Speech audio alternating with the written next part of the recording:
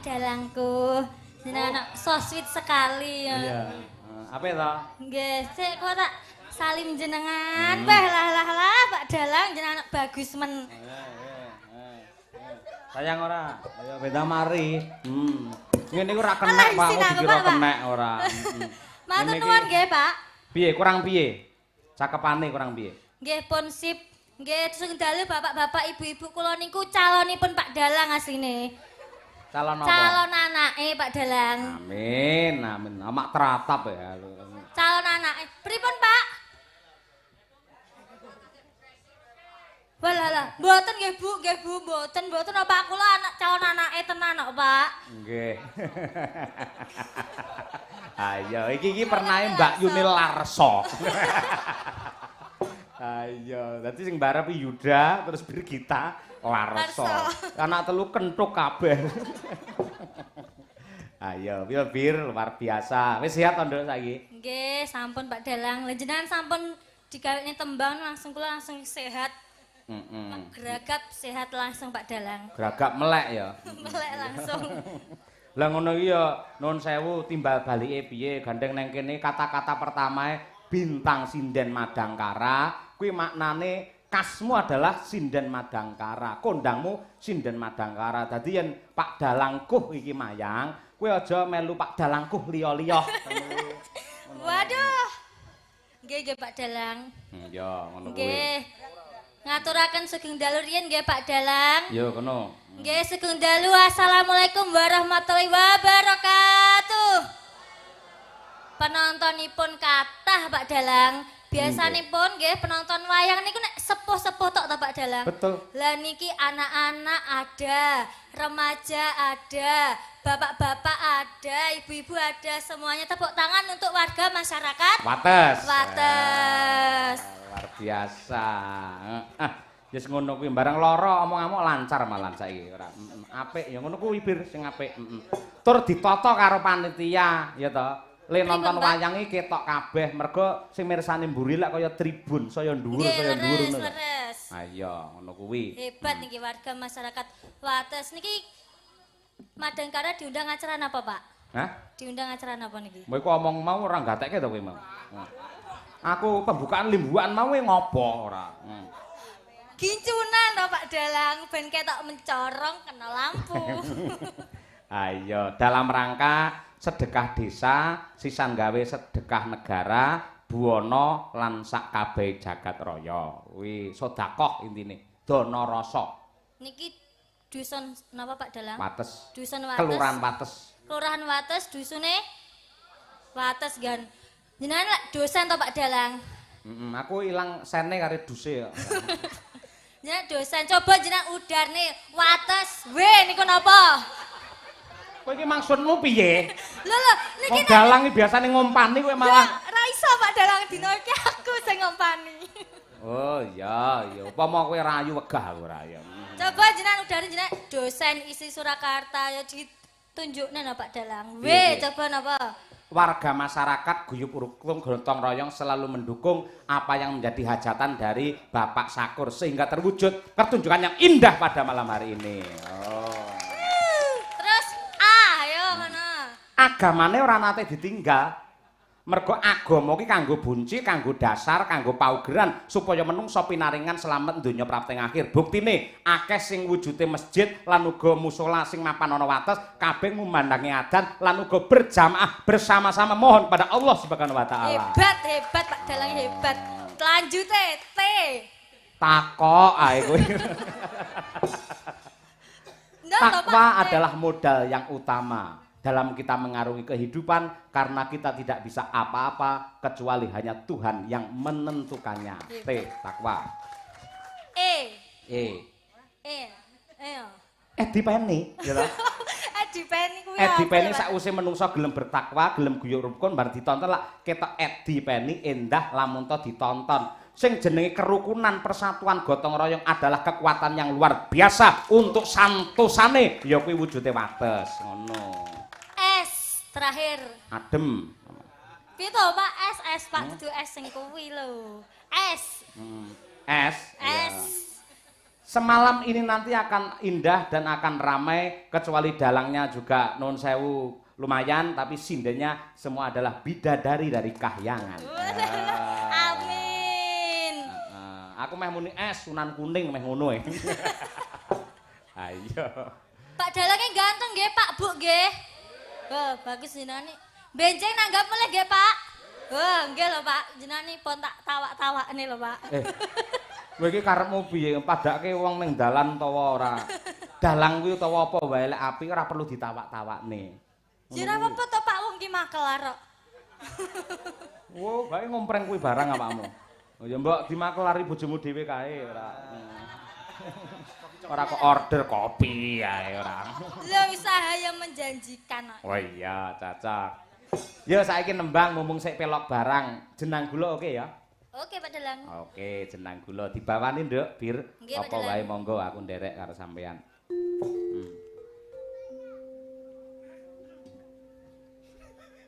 Ayo. Ridu mawur. Lah ya aku ngene apa ki? Asmarandono kemawon, Pak Dalang. Oh, iya. Mas Morondono lu mikir suwi ne ora. Lah lali lho, Pak Dalang. Ayo. Mentele lah gumun aku. Ora kelingan wingi pas klenger pas lara, bareng wisian mentele lho. Ayo. Pun disuwuk jenengan wau. Heh? Lah pun jenengan suwuk wau. Utuh sing Pak Bos karo Pak Heru wingi sing nangane sampean. Aku yang ngerti wingi karo Pak Heru awang diambungi aku yang ngerti. Ayo, kuwi transfer energi ora. Mbah Tumeri, Pak Dalang. Hah? Mbah Tumeri. Ayo, Mbah Tum tak entone Mbah Tum omahku ya, Mbah Sukatum lho. Ayo. Sing tukang gawe wedang lho. Angger wong ayo. Sukatum. Ayo, tak celuki rangkung nyauri ya Mbah Tum. Dalem. Ayo. Latah. Ya, Bir. Gegerane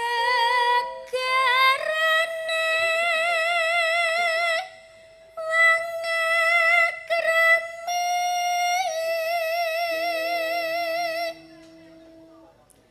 tutu pendet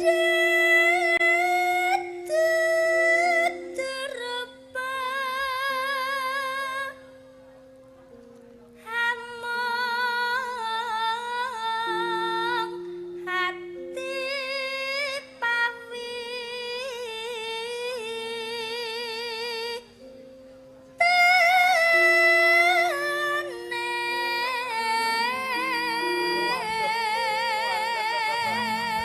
Aku gur meneng melu nratap dhewe Bir ora ya. keceklok sithik Pak Dalang.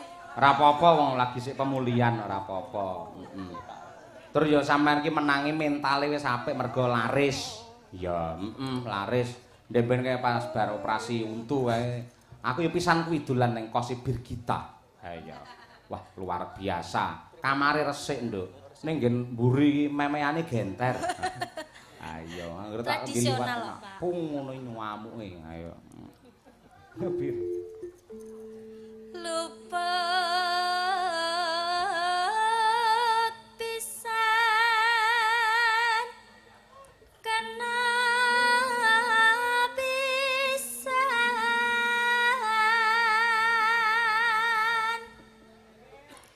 yen gampang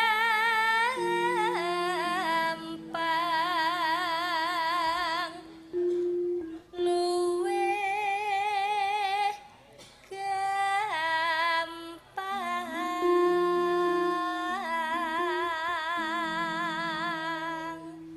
Nono. yen angel langkung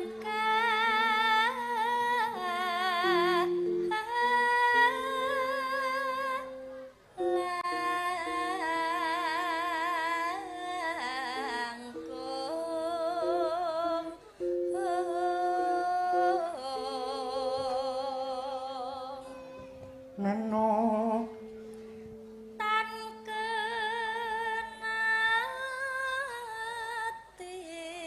numbas harta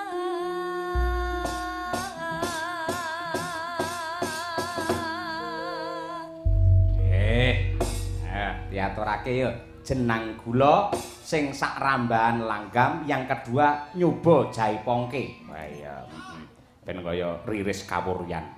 Coba. Mangga nduk Cahyu bir kita ayu dados.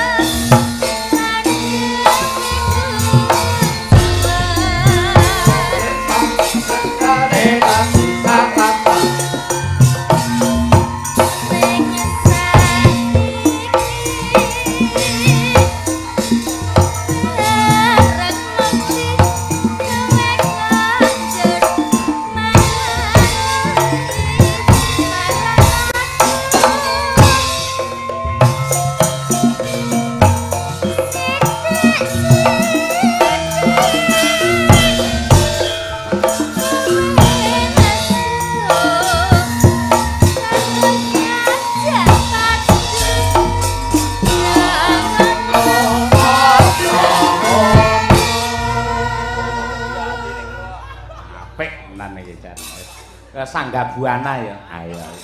Gayeng Pak Dalang. Heeh, awakmu bareng joget energik. Ayo. Mas aku nggen gulu kaya nek baute iso teklak-teklik. Ayo. Tarik Mas Jompong. Piye? Tarik Mas Jompong. Ora pantes ya. Mas Jompongku. Ya.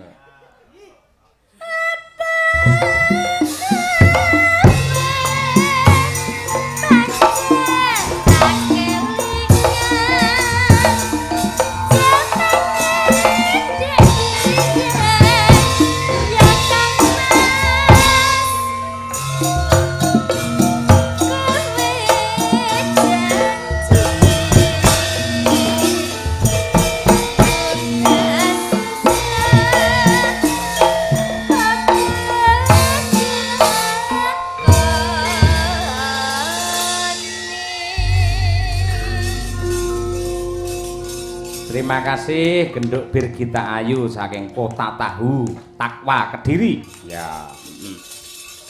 Ana nawala, Nduk? Ya. Assalamualaikum Pak Cahyo Kuntadi. Izin nderek hamirsani live pagelaran Ringgit Pacucal mugi-mugi dipun paringi kelancaran. Dumugi ing paripurna. Amin. Salam kagem sinden kalian Wiyaga Madangkara Group saking Wonosobo. Bilih kepareng kula badhe request. Wah nggih, langgam sesideman. Wah nggih, nggih. Isih ana isih. Nggih. Assalamualaikum warahmatullahi wabarakatuh. Waalaikumsalam. Sugeng dalu Pak Dalang Cahyo Kuntadi nderek wungon streaming kula Giyono wingking saking Sukoharjo badhe nyuwun lagu Podang Kuning sesideman kagem sederek-sederek ingkang wonten wates ngalian Semarang. Mugi-mugi sedanten pinaringan kesehatan rezekinipun kathah berkah saking Allah Ta'ala. Amin. Nggih. Ugi assalamualaikum sugeng dalu, sugeng makarya Pak Cahyo saking Caruban Always. Monitor Bapak. Saking Bapak Haji Daryono, Klecorjo Mejayan Madiun. Ya. Matur nuwun. Nggih. Saking Mas Genjik. Wae dulur lanang iki. Nggih. Request sesideman part 2. Wah. Nyuwun ngapunten mboten nyusul awit benjang maksih patroli teng sekolahan. Wah, gandeng ora rene ora tak turuti weh. Ayo. Ayo, Matur sembah nuwun. Sugeng dalu Pak Cahyo menawi kepareng badhe nderek Dono Swanten tembang manis saking kadang kula Cahyo Kuncoro kalian Car matur nuwun. Wah nggih. Niki putrane anu to? Pak Bejo to? Oh nggih, siap Mas Cahyo. Ayo. Mas Cahyo Kuncoro. Ugi assalamualaikum warahmatullahi wabarakatuh. Waalaikumsalam wilujeng dalu Mas Cahyo nderek wungon nyimak kanca-kanca Madangkara saking Pak Marsono Pilang Kenceng Madiun. Request gending sambung wanci dalu kawula nok-nok. Baik. Bersama Radio Jaya FM selamat menyaksikan dan mendengarkan. Salam kageng Mbak Diajeng Chandra Mulya. Monitor Pak Cahyo saking Pak Waris Sugiono utawi Bima Surabaya. Wah ya. Wis Diajeng iki penggemare sakeh. Dek iki bintang cokekan kok, Nduk. Ayo. Wis laris tekan ngendi-endi. Ya. Men Diajeng sing jumeneng sik. Yo, cublak-cublak suweng. Nggih ngormati Diajeng Chandra Mulya dari Tuban. Oke, berpacu dalam melodi ya yo.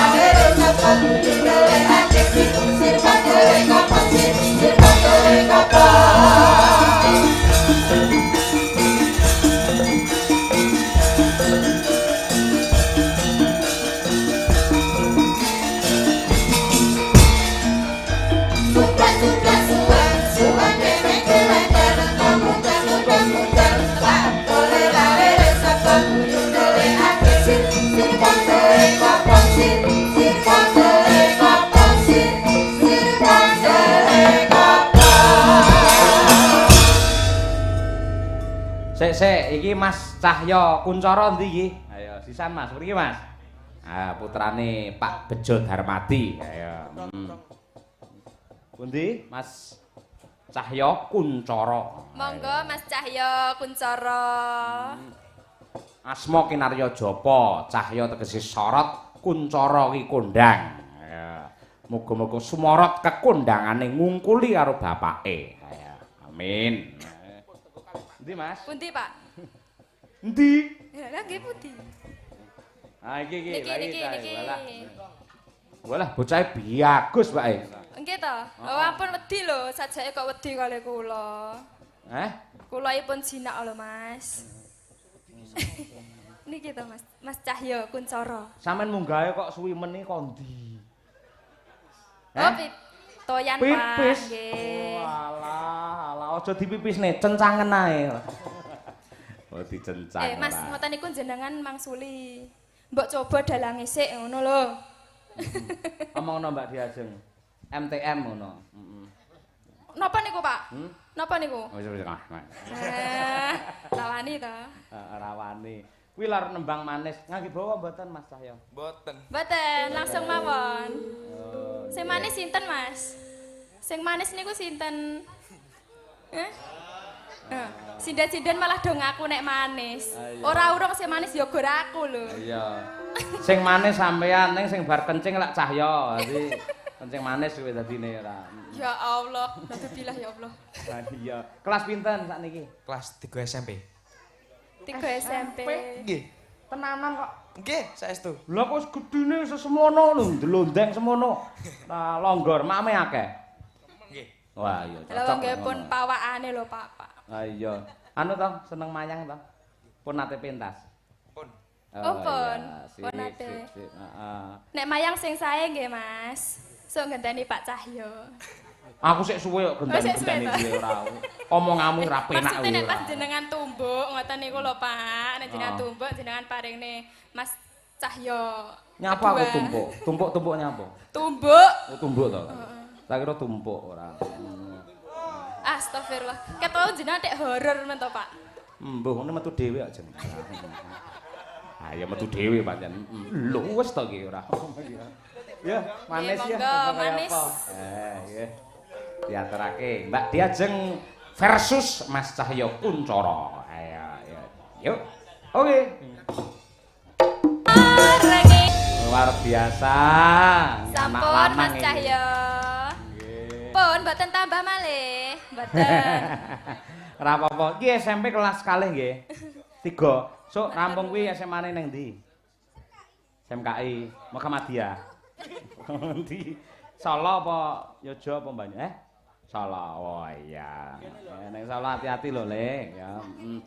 Nice. Apik tenan iki. Sampun, Pak. Hah? Sampun. Ya wis to.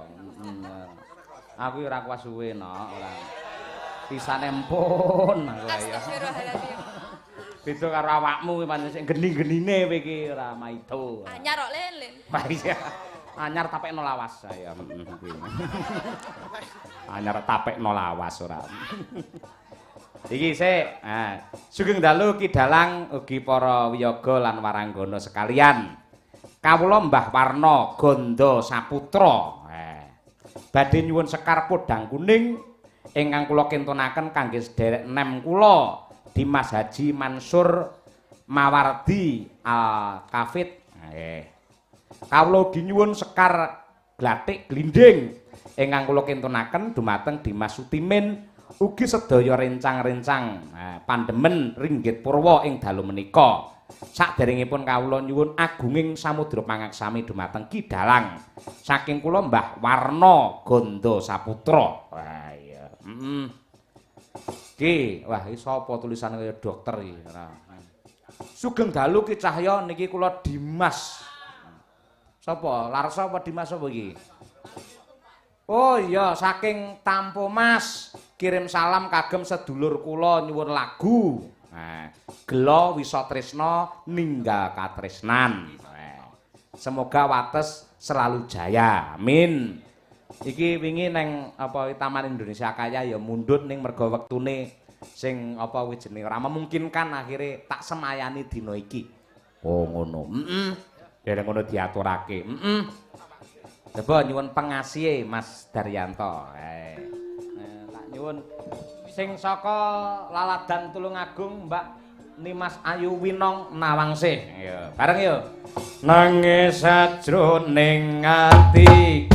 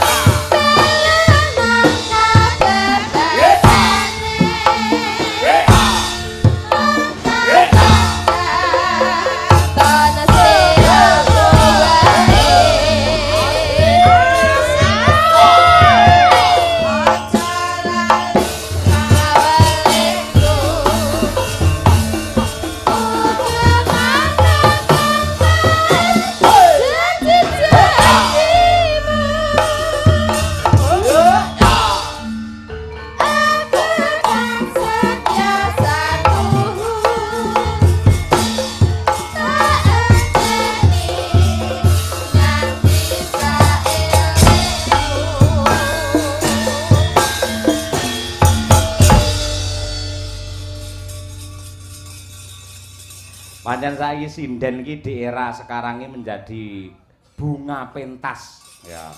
Hal penting di dalam pertunjukan wayang. Mula ya penampilan iki pancen kudu penting. Rata-rata sinden saiki mesti cantik-cantik, mesti sing ayu-ayu. Ya wis ora ana sinden sing sepuh. Sing sepuh racake mesti ngalih nggen klenengan nggen mat-matan sing rengga nggon wayangan racake bocah nom-nom ngene iki. Ya kaya Winong iki. Len joget jaranan apik mergo ya pancen asline bocah saka Tulungagung. Lah ya ngono to, Nom? Nggih, Pak. Ah iya. Saiki wis diet ya. Yen lemu kaya Mbak Indah Laras kae. Saiki diet, ora mangan sego, ora dahar sing akeh lemake nyatane ya dadi ngono. Apik wis pas semono, Nom. Aja dicilik neneh lho ya. Lah kenapa? Hah? Lha cilik neh ya malah ora menarik ngono kuwi. Sing jenenge piyayi kakung wong lanang nyawang wong wedok sing seger-seger ngono kuwi, ya ta? Tenan kuwi, nek samono kuwi kok cilik neh aduh kuwi maneman. Ha iya, Ngono wis bergas. Jane lek pengen kuru, sinden-sinden kuwi sing duwe pacar utawa duwe bojo, ora perlu kowe diet. Lah kenapa? Anggere pacarmu utawa bojomu sing lanange konen demenan, kowe mesti kuru dhewe wingi. Mboten nek kula demenan nggih kula tinggal demenan genten. Lah kowe ngarep demenan karo sapa kok masamu kuwi to? Kathah. Lah rumangsamu kok aku moh. Lah kok malah aku moh ora. Aja ngene ora apik ngono kuwi ya. Sing setia kepada pasangan karena sing jenenge wong pacaran, wong bebejuan itu untuk saling membahagiakan, tidak untuk saling menyakiti. Nggih. Ngerti? Nggih, Pak. Mungkin nek mriko setia kula nggih setia. Lah kono ora setia? Kula nggih mboten. Apa ora setia sirmu arep ngopo? Napa nih? Kowe arep ngopo? Kula to. Kula pados sing anu. Tuwek. Mboten. Sing tuwek santene akeh ngono. Sing pados anu sing kaya Mas Ulomo niku lho. Oh. Cilik, manut ngoten niku. Gampang diapusi. Cemil nggih ngoten niku. Oh, lambimu nong-nong ora iya. Tak golekne kanca sik, Mbak Triasuti, Mbak ngene Mbak. Turun sini. Rumah saku lek limbukan iki Mbak Tutik urung turun rumah saku kok kaya ilang otot bayuku ngono. Ayo. Iya anggere nyandak mik karo rada apa mbungkuk sithik ngono. Kok kene klawer. Ayo. Nah, iso ngonekne mik ora? Tes. Selamat malam Pak Cahyo, Pak Yoyo, dalangku. Iya. Kuwi lho, nang contonen kaya Mbak Tutik iki, delon karo sing kakung iki lho, ora enek swara piye-piye. Nah, anake dadi kabeh. Nah. Mbak. Hei, ki lho Mbak ketok iki lho, sampean sengaja to? Sengaja. Iki engko nyot gara-gara nyot mudun. Suwe-suwe kan jeglok. Bocah kok gilani ora ngono. Gak Pak Yoyo, niki memang kutu barune nggak bisa naik. Saidik, kutu barune sedikit. Dhuwur ditutupi karo apa ngono. Saya kan lain Pak Yoyo, saya nggak mau sama dengan yang lain gitu loh. Pancen yo ora maido sindan les mambu lemah wis ngono kuwi ora. Nya sio-sio, anggere nek sing nom sio-sio. Nggenku ki enek Ti, sinden sing rada sepuh nang karepe penampilane gak kalah karo sing bocah-bocah ngene iki. Oh ya genah no. Nun sewu ngangge apa kene jenenge iki? Kene iki lho, kene iki lho. Gen nun sewu BH ya. BH iki digelandang komburi pampere men iso munggah ngono to. Lah ora malah angok-angok ning isor tadi. Pala gilane ora. Mula kudu sadar diri, lek sepuh ya kudu sepuh, sadar. Kaya awakmu wis anak-anak penampilan aja aneh-aneh ngono. Mboten lho Pak, kula biasa lho. Lah wis anak-anak ngopo dadak kukune dipitek ngono iki barang lho. Gini loh Pak Yoyo, sebagai perempuan kan harus menjaga dan merawat apa yang sudah diberikan Tuhan kepada kita. Ya masa ya kukune irang-irang ditokne. Ya engko ya gak cantik di depan jenengan. Gini loh Pak Yoyo. Kuwi rupane apa wis semu ijo kok kene telek lencong kok ora. Pak Yoyo, ijo itu seger Pak Yoyo, jenengan apa ngayal to? Sing ngomong seger sapa kok kene lho kaya telek lencong tenan. Mbok warna merah apa-apa ngono kok ijo. Besok saya ganti merah. Besok saya ganti merah. Awo iso gonta-ganti. Ganti driji berarti kowe sesuk wis. Kayak aku ki lho, ya polos. Cantik dari sananya. Halah kowe ndek ngomong Mbak aku pengen kaya kowe, kuning ngono sirupane pink ngono lho. Enggak, aku kan cantik dari sananya jadi polosan ya wis cantik ya Pak ya. Asbo Pak, karepmu Pak urusan iki Pak. Ndang nembang malah geger dhewe ora senengane ora. Ki lho pamundhut mau ngersake apa kuwi sambung wanci dalu. Ayo. Alah senane Mbak Tuti. Nggih. Kok aku lho. Aku tuh wanita yang setia. Setiaki ayo. Setia, Mbak. Sampai setia? Saya setia, sangat setia pada iya, pasangan sangat setia, saya. iya. Mulane sok meni contonan aku. Enje. Njaluk mancing troko jahanam nyuntuh kuwi ora. Nano. Ya Tik, dhisik ana tulungane awakmu sing luwih senior. Ayo.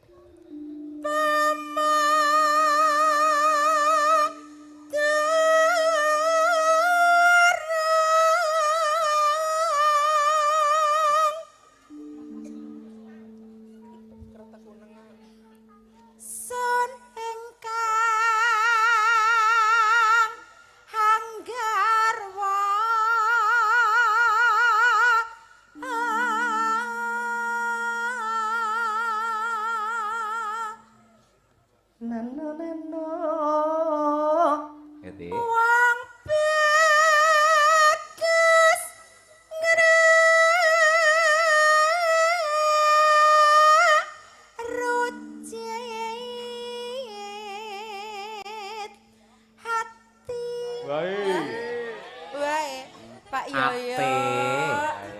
Kan hampir sama. Maafin Pak Yoyo. Tiga suku karo ya beda. Wulu kok ya. Saya minta maaf Pak Yoyo, saya salah. Apa enak kok sambungan angger rujit sate. Diulang ya Pak Yoyo. Ulangi no, dibenerke no ora.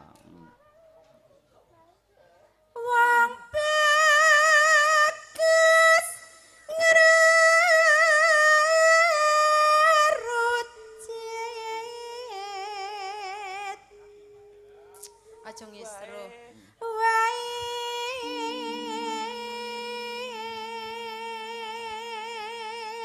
Hop, ya. Nimas Ayu Winong, itu.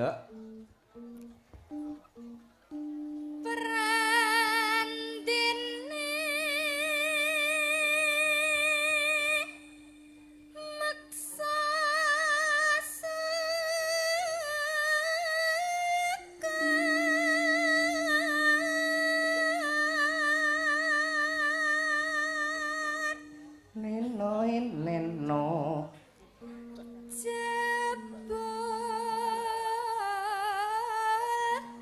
Kang Mas uga nanggepi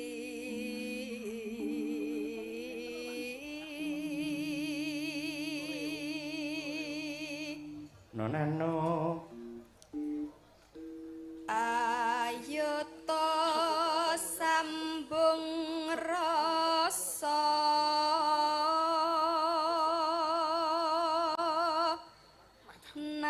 nanging wanci dalu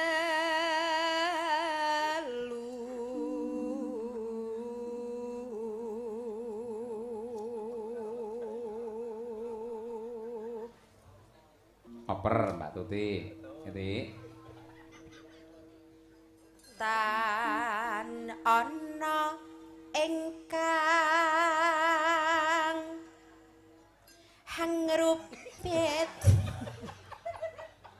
menurut tak kuwepruk ora Pak Yoyo maafin saya. Hatana ana ingkang hangrupit.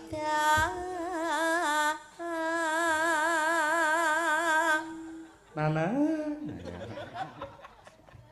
Hanyunta tresno nadyan mung srana hapiranti.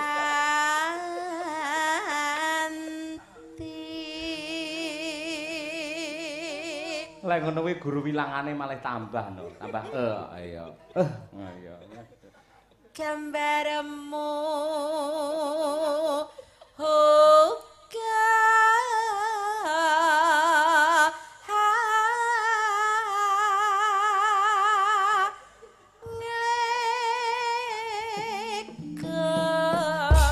ngeglo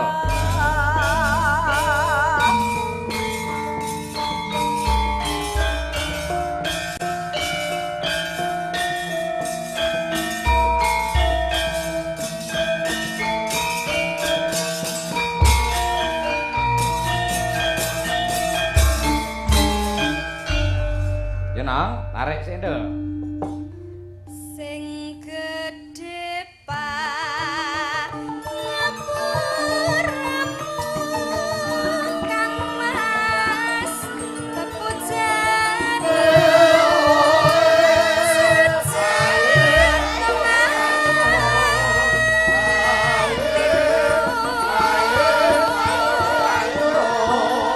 sambungku mung wancikalu